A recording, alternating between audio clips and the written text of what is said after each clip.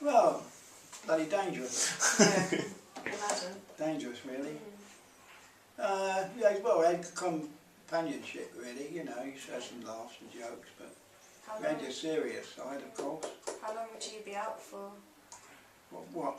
Like on a job when you got sent out? Well, on the flight, I mean, it could be an hour, 2 hours, maybe longer, so called where you went. And what did you If you was lucky to come back, that is.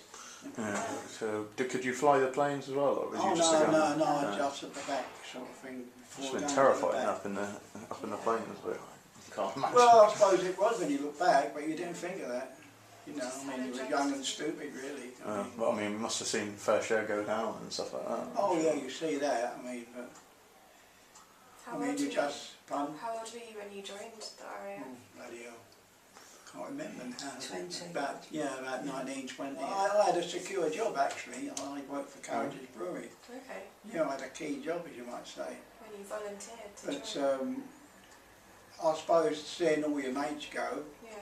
and all that's come in taking their place was women, and you being the sort of thing, I certainly one day I just went over High Oban and signed up for the RAF.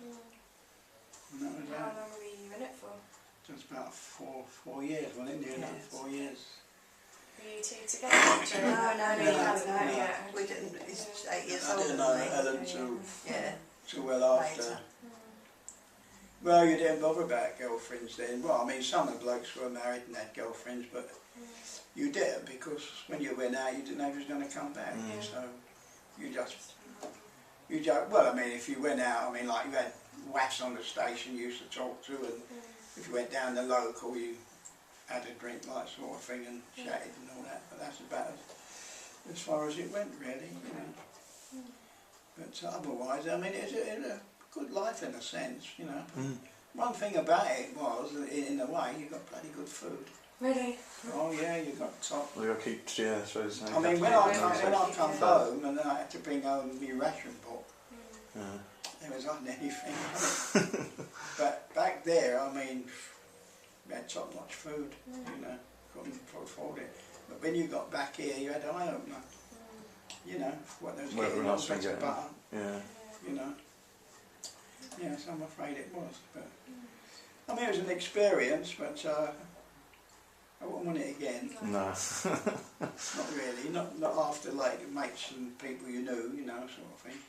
But it come to the RAF. It was that was all right, really. I mean, we had quite a lot of good friends. We met one of my mates, didn't I? Used to go down the British Legion. Like friends of ours told us about it, so we said, "Oh, you'll have a go." And we went in there, and I met one of the chaps I used to be friendly with in the RAF. Oh, that's nice. You know, Bill Johnson. That was good. Were you flying with him, I take it? Or Pardon? was he one of the people flying? Yeah, Bill, yeah, but that went quite a while, didn't it? I was in the Wellington Bomber. I was the rear gunner in the Wellington Bomber. Wow. We had to bomb them and they bombed us, sort of thing. Wasn't a thing we liked. Yeah, because some of the aircraft we had was actually near enough First World War aircraft. Okay. Sort of like what they called the handy. Well, I say lost planes can build them fast enough. Well, that's right. I mean, it's only when then, after a while, they got the Wellington Bomber in, and then the Manchester, the Lancaster, things like that. Yeah, the Lancaster and the Manchester, and they got them in, but that wasn't so well. But when the war started, the only big bomber we had mainly was the Andy Page Hamden, which was more or less the First World War.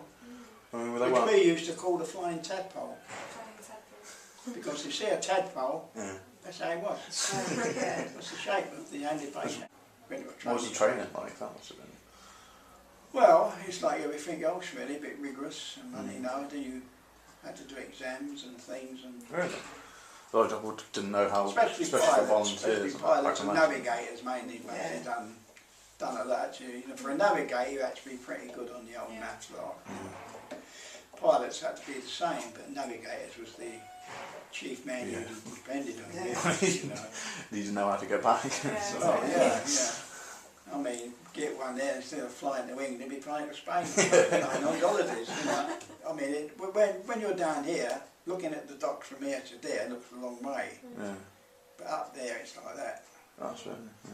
And when you're aiming anything, you know, I mean, you've got to be bloody accurate. And no bomb aiming device was accurate. Not in our time.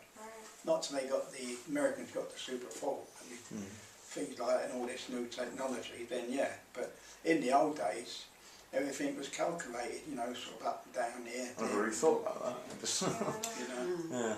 Wasn't all that. I mean, you've just got to take a guess, I suppose, really. Well, they had calculators, and I'm thinking, no, you know, up, down, sideways, and then, but of course, time you've done that and the aircraft have moved a bit and the bomb suddenly it's gone down, that's moved a bit. Yeah.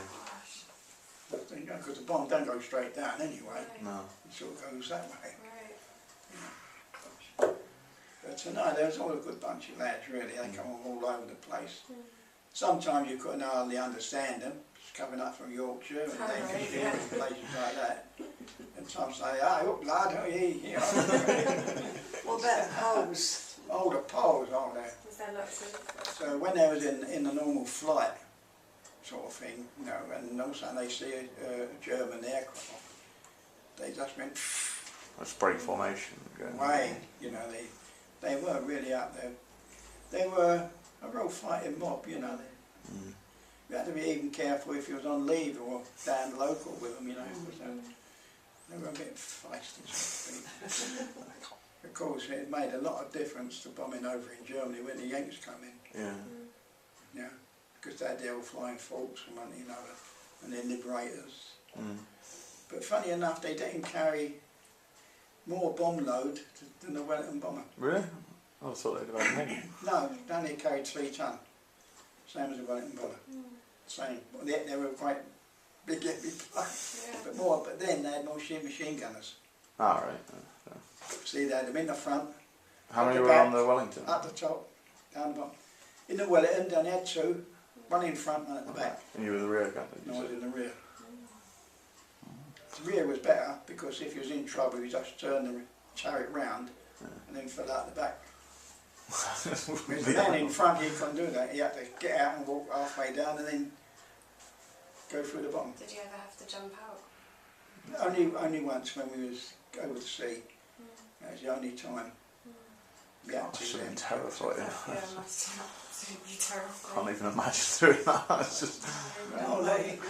Well, when you think some of our fighter pilots, they've done it 3 or 4 times. Yeah. Nevertheless, it was a good life to an extent, you know. But of course, it wasn't when you come home, they said, well, don't come home at 22 Abbey Street's not there anymore. I can imagine that's got to be weird. You know.